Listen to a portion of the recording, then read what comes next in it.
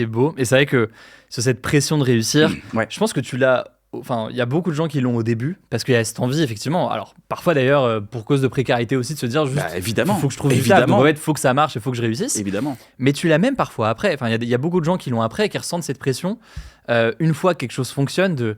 Ok, bah là, genre, faut que j'enchaîne. Ouais. Déjà, faut pas que je redescende. Je dis ça avec des guillemets, voilà. Faut pas qu'on m'oublie. Faut pas qu'on m'oublie. Et surtout, j'ai une chance de fou, donc faut que je continue, quoi. Ouais.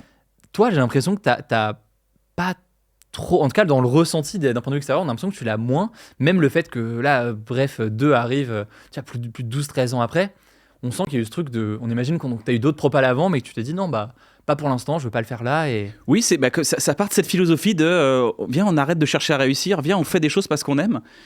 C'est vraiment c'est notre philosophie depuis 15 ans. On n'a pas dérogé à ça. Moi, j'ai eu cette chance de vivre 2011-2012 avec Bref, ça a été fou à vivre. Et puis, il y a eu ce moment où on a arrêté. Et puis, tu vois, mon père tombe malade, donc je l'accompagne.